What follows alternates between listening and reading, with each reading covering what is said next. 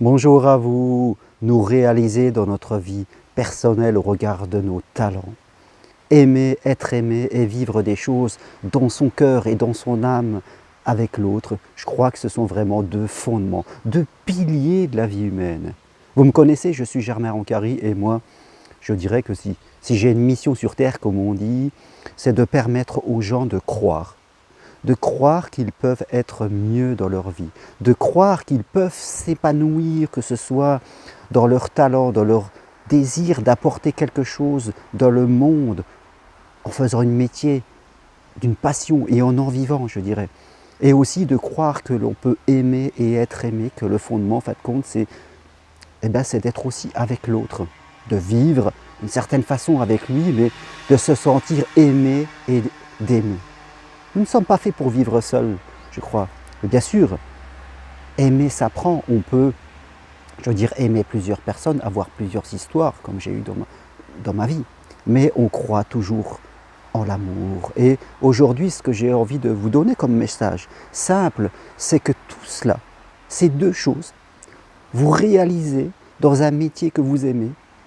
Aimer et être aimé, c'est à votre portée si vous y croyez, si vous l'avez dans votre cœur.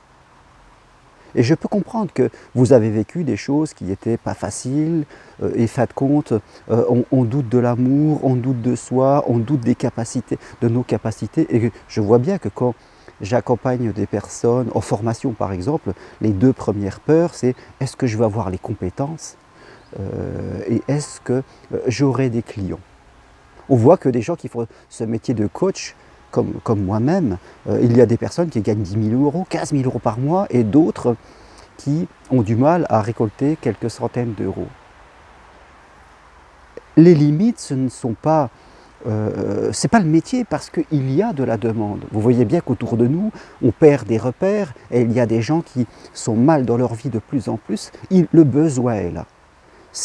Je dirais, les limites, ce sont les nôtres et c'est notre croyance qu'on a les capacités. Et les croyances que l'on peut aider. Les capacités, c'est quelque chose que l'on travaille avec le temps. La formation est là pour vous donner les capacités. C'est comme construire un mur, on le fait pierre par pierre. Et quand on suit un enseignement, on le fait pierre par pierre. C'est la même chose en amour.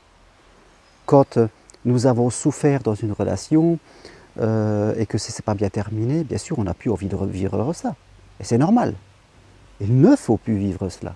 Maintenant, il faut apprendre aussi de nos erreurs, de ce que l'on a fait, analyser la situation, parce qu'on a toujours une part de responsabilité et progresser dans nos relations avec l'autre, pour vivre des relations amoureuses plus, je dirais, plus ouvertes, plus authentiques. On a tous un chemin à faire. Si on commence à s'arrêter, à se dire je n'ai pas les compétences, ça ne marchera pas ce travail, donc je reste comme je suis, l'amour, non, il faut se méfier des gens, je reste comme je suis, je ne bouge plus. Alors là, c'est sûr qu'on va avoir une vie faite de miettes.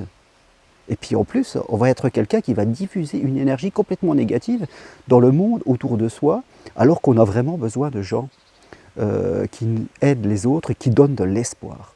Alors vraiment, si vous pouvez avoir une partie de vous qui doute, qui a peur et qui vous dit reste comme t'es, mais vraiment ne l'écoutez pas.